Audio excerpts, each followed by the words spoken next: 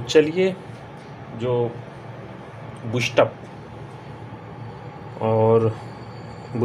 और मतलब जो पावर सप्लाई होती है, स्टेप अप, स्टेप डाउन और नॉर्मल जो रहती है, तो उसके विषय में। तो डीसी को जब बूस्टअप करना होता है तो क्या क्या उसके अंदर लगता है, कैसे काम करता है, तो दो पार्ट में रहेगा। पहला एक प्रैक्टिकल है, क्योंकि ये प्रैक्टिकल मैं पहले कर दूंगा। बाकी जो है रिकॉर्डिंग स्क्रीन पे रहेगी, तो उसके बारे में थियरी में वहाँ पे समझाऊंगा। और इसके बारे में जानना आपको इसलिए ज़रूरी है कि ये पीएफसी इन्वर्टर के सर्किट में या कहीं भी जहाँ पे डीसी सप्लाई को बूस्टअप करना होता है, बढ़ाना होता है, वहाँ पे इसका इस्तेमाल करते हैं। तो यहाँ पे ये एलईडी बल्ब है, 2 वोल्ट की होती है। तो 2, 2, 4, 2, 6, 2, 8, ये 8 वोल्ट पे अभी वर्क करेगी। और यहाँ पे हमारा जो एक सेल है, इस सेल का जो वोल्टेज है वो कितना है, तो उसे देख लेते हैं। तो ये वोल्टेज है तकरीबन 3.3 वोल्ट। तो इसे हम जलाना चाहें तो नहीं जलेगा। यहाँ पे मैं एक इंडक्टर कॉइल लगाया हूँ, जो कि हमारे पीसीबी में स्टेप डाउन करने के लिए इन्वर्टर की जो पीसीबी होती है, बोले तो बता देता हूँ आपको, जो बक कन्वर्टर बनता है ये वाली पीसीबी, तो यहाँ से मैं निकाल दिया हूँ, क्योंकि इसका मुझे डायग्राम बनाना था। तो ये वाला यहाँ पे जो लगा रहता है बूस्ट, मतलब बक कन्वर्टर है, यानी वोल्टेज को डाउन करता है। इसी का मैं यहाँ पे इस्तेमाल कर रहा हूँ अभी, और इसके ज़रिए मैं इसे जलाऊँगा। और इसका कैसे कनेक्शन है वो मैं बता देता हूँ। ये प्लस सप्लाई यहाँ पे मैं ला दिया हूँ एक छेड़े पे, दूसरे छेड़े से एक डायोड के ज़रिए ये निकल करके जाएगी बाहर की तरफ, जो इस्तेमाल होगी। यहाँ पे एक करंट लिमिट के लिए मैं एक रजिस्टर लगा दिया हूँ, क्योंकि अगर ज़्यादा सप्लाई बनेगी तो हमारा ये एलईडी ख़राब ना हो जाए, इससे बचने के लिए। तो सबसे पहले मैं इसे कनेक्ट कर देता हूँ इसका। और ये चीज़ जानना ज़रूरी है, ये मैनुअली मैं कर रहा हूँ, और ये जब भी काम ट्रांजिस्टर या आईसी के ज़रिए होगी तो ये बहुत फास्ट होगी, आपको दिखाई नहीं देगा, क्योंकि ये हज़ारों की फ्रीक्वेंसी जनरेट होगी, यानी 1000 बार वो चॉपिंग करेगा, 1000 बार स्विचिंग करेगा, तो उस समय ये नहीं मालूम पड़ेगा। ये मैं लगा दिया अभी यहाँ पे, ठीक है, ये मैंने कनेक्ट कर दिया। और ये कॉइल के बारे में मैं थोड़ा लंबा बताया था बीच में आपको लोग को, तो वो वीडियो देख लीजिएगा, नहीं तो फिर। अभी देखिए यहाँ से ये पॉजिटिव, यहाँ पे अभी देखिए तो वोल्टेज वही आएगा। यहाँ पे देखिए वोल्टेज वही आएगा, बोले तो ये वाला वोल्टेज इसके अंदर कितना ड्रॉप होता है, 0.7 का इसमें अंदर ड्रॉपिंग होंगे इसके अंदर। तो इसमें से अभी लेस देन करेंगे तो यहाँ पे कम हो जाएगा, 0.7 इसके अंदर ड्रॉप होता है, आपको मालूम है। तो इसके अंदर ड्रॉप हो गया, जो वोल्टेज है इसके अंदर ड्रॉप हो गया। अब ये वोल्टेज यहाँ तक आ गया, वही वोल्टेज यहाँ भी आएगा, ठीक है, यहाँ भी। तो वो वोल्टेज यहाँ तक आएगा, इस जगह तक, लेकिन इतने में ये एलईडी तो जलने वाली नहीं है। अब ये वाली सप्लाई जो है इसके अंदर देंगे, तो जो इसके अंदर मैग्नेट फील्ड बनेगी, वो जो है पहले इसके अंदर जब भी कॉइल के अंदर जाती है, तो इंडक्टर की सबसे बड़ी खासियत है कि वो अपने अंदर जो करंट होता है, करंट को बदलाव जो होता है ना, बदलाव को एक्सेप्ट नहीं करता है जल्दी। जब तक एक्सेप्ट करेगा तब तक डिसकनेक्ट कर दिया जाता है।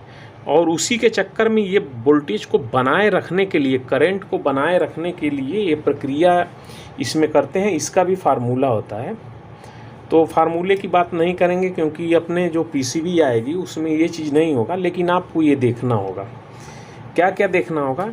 अगर ये डायोड रिएक्टर से सप्लाई की तरफ लगा है तो ये बूस्टअप के लिए रहेगा। तो चलिए पहले मैं दिखा देता हूँ इसको चला करके, क्योंकि एक एक बक कन्वर्टर की बात आएगी तो बक कन्वर्टर का भी ऐसे ही आईसी को रखेंगे और फ्रीक्वेंसी को करके आपको दिखाएंगे तो समझ में आएगा।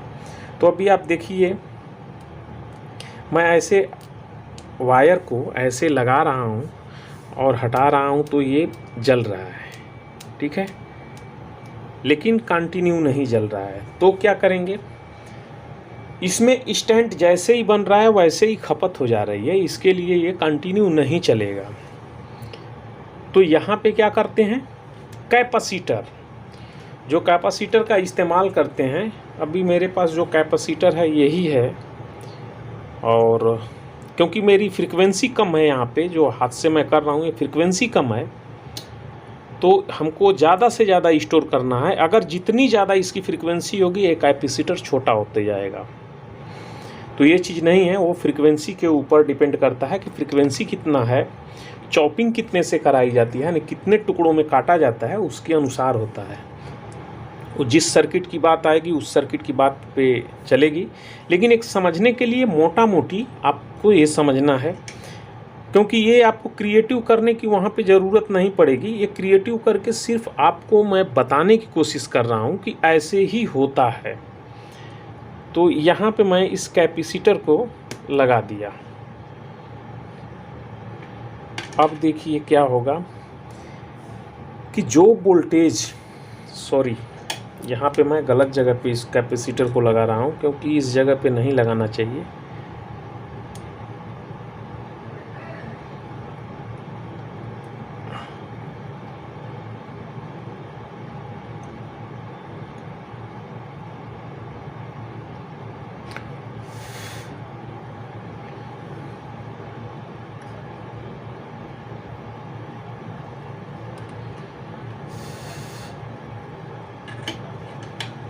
हाँ, तो अब देखिए आप, यहाँ पे मैंने निगेटिव के साथ में इस कैपेसिटर को अटैच कर दिया, यहाँ पे पॉजिटिव के साथ में। अभी इसके अंदर तो कितना वोल्टेज है वो देख लेते हैं। ये छूट जा रहा है,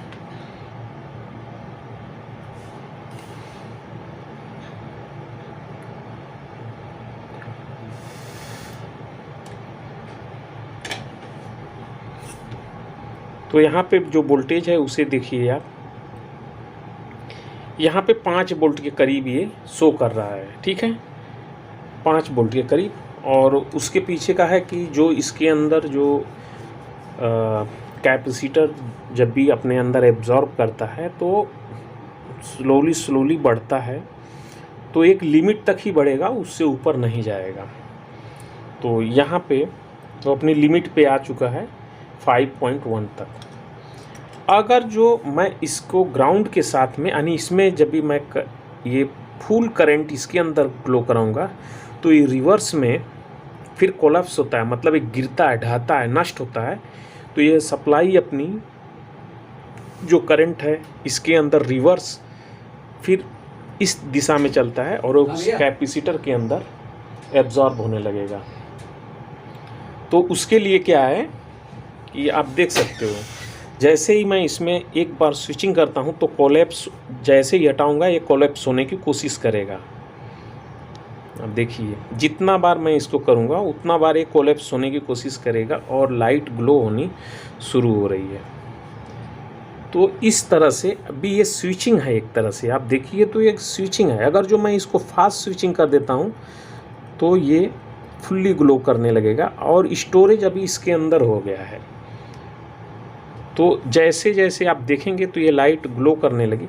इसका मतलब ये है कि कहीं भी ये रहेगा।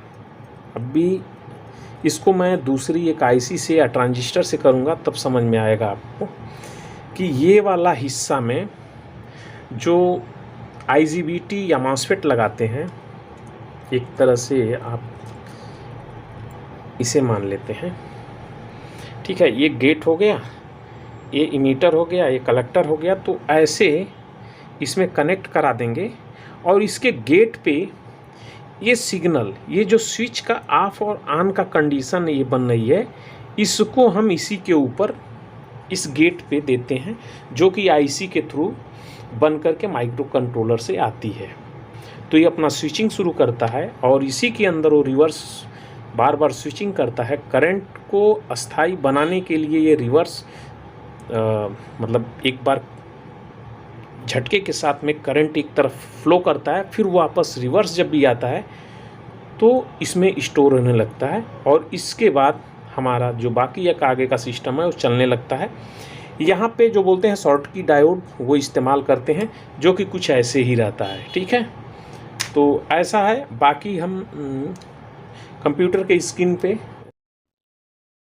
तो चलिए देखते हैं। यहाँ पे जो आपके सामने ये सर्किट है, ये बूस्ट अप करने के लिए, यानी हम यहाँ पे जो वोल्टेज देंगे, अगर मान लेते हैं कि हम यहाँ पे 12 वोल्ट देते हैं, तो अगर हमें यहाँ पे 24 वोल्ट चाहिए तो हम 24 वोल्ट ले सकते हैं, 30 वोल्ट ले सकते हैं, 50 वोल्ट ले सकते हैं, जितना चाहें उतना ले सकते हैं। ये डिपेंड करेगा इस कॉइल के ऊपर। ठीक है, ये रिएक्टर हमारा है जो प्रैक्टिकल में आपको दिखेगा। तो ये चीज़ जितना बड़ी कॉइल रहेगी या टर्न्स रहेंगे इसके, उसके अनुसार इसका भी एक फार्मूला है। तो हमें जो पीसीबी बनानी होती है उसके अंदर तो ये कॉइल पहले से फिक्स रहता है। इसका काम करने का जो तरीका है उसे देख लेते हैं। तो यहाँ पे ये मॉसफेट है, हम देख रहे हैं कि ये मॉसफेट है और यहाँ पे मैं प्रैक्टिकल में स्विच के जरिए या ये वायर को डायरेक्ट हम यहाँ पे टच करेंगे ऐसे इस लाइन से। तो जो करंट है यहाँ पे मैं 3.3 वोल्ट यहाँ पे मैं एक सेल लगाया हूँ और मैं यहाँ पे 12 वोल्ट चाहता हूँ इससे वोल्टेज अप करने के लिए। तो जो हमारा कनेक्शन रहेगा, निगेटिव सप्लाई हम यहाँ पे कर दिए हैं, पॉजिटिव की यहाँ पे कर दिए हैं, कॉइल से हो करके ऐसे निकल करके ये डायोड के जरिए। और इन्वर्टर में ये चीज़ ये सेम ऐसे ही होता है। यहाँ पे हमारे 2 बड़े वाले कैपेसिटर लगे होते हैं, तो 2 कैपेसिटर 3 कैपेसिटर, ये इसके ऊपर डिपेंड करता है हम कितना वाट इस्तेमाल करेंगे, उसके अनुसार कितना हमें स्टोरेज करना है उसके अनुसार ये रहता है। तो जैसे भी सर्किट रहेगी, ये तो हमें इतना डीपली जाना नहीं है। अगर कुछ प्रॉब्लम होती है तो हमें देखना क्या रहेगा, सबसे पहले ये जो आईजीबीटी होती है अक्सर करके शॉर्ट हो जाती है। आपने देखा होगा कि जब आईजीबीटी शॉर्ट होती है तो पूरी सप्लाई ड्रॉप हो जाती है, यानी इस पर कुछ वोल्टेज नहीं बनते हैं। तो ये आईजीबीटी शॉर्ट हो जाती है। ये जब भी शॉर्ट हो जाएगी ऐसे, तो करंट फुल ऐसे ही फ्लो करेगा, तो ये बनेगा ही नहीं वोल्टेज, तो आगे नहीं काम होता है। अब इसमें काम कैसे करता है इसे समझते हैं। तो जब भी हम इसको स्विच ऑन करते हैं, जिस समय ऑन होता है ये, यानी ये पल्स देते हैं, इसकी ये जो ये सिंबल है, ये PWM का सिग्नल दिया जाता है गेट के ऊपर, तो ये स्विच करेगा ऐसे। तो जब ये ऑन होता है तो ये क्या होता है कि पूरी सप्लाई ऐसे फ्लो होने लगती है इसके अंदर। तो जो करंट जो होता है इसके अंदर स्टोर हो जाता है। ये जो हमारा इंडक्टर होता है इसके अंदर करंट जो है एब्जॉर्ब, मतलब इसके अंदर स्टोर हो जाता है, रुकता है इसके अंदर। और जैसे ही ये डिस्कनेक्ट होता है, ये डिस्कनेक्ट जैसे ही डिस्कनेक्ट होता है, यानी सिग्नल देना हम बंद कर देते हैं गेट पे, जब ये बंद होता है तो उस समय तुरंत ये करंट वापस इस दिशा में फ्लो करता है, यानी रिवर्स आता है और इस डायोड के जरिए इस कैपेसिटर को चार्ज करता है। और ये प्रक्रिया बहुत फास्ट होती है और ये कैपेसिटर फुल्ली चार्ज होने लगते हैं। तो जो वोल्टेज यहाँ पे 3.3 वोल्ट था, अब ये वोल्टेज बढ़ करके इसके अंदर स्टोर होने लगता है और यहाँ से हमारे लोड के लिए चले जाते हैं। जो हमारा 12 वोल्ट का अगर हम लोड दिए हैं तो 12 वोल्ट यहाँ पे हमें प्राप्त होने लगते हैं। अगर 12 वोल्ट नहीं मिलते हैं तो कितने वोल्टेज मिलने चाहिए? अगर ये स्विच नहीं काम करेगा तो जो सप्लाई हम यहाँ पे दिए हैं वो सप्लाई यहाँ तक आनी चाहिए, बशर्ते इसके अंदर इस तरह के डायोड कितने लगे हैं। अगर नॉर्मल डायोड है तो 0.7 वोल्ट ये ड्रॉप करेगा, तो आपको इसमें से लेस देन करते हुए आना है। अलग अलग डायोड अलग अलग वोल्टेज ड्रॉप करते हैं, कोई 0.2 का भी ड्रॉप करता है, कोई 0.1 का भी कर सकता है। तो जितना ड्रॉप करे ये डायोड की ऊपर है, तो यहाँ पे जो ड्रॉप होता है वही ड्रॉप आएगा।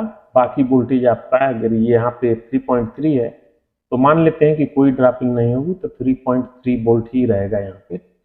लेकिन जैसे ही ये स्विचिंग होना शुरू हो जाएगा तो ये वोल्टेज बढ़ करके 12 वोल्ट हो जाते हैं। तो कुछ इस तरह से है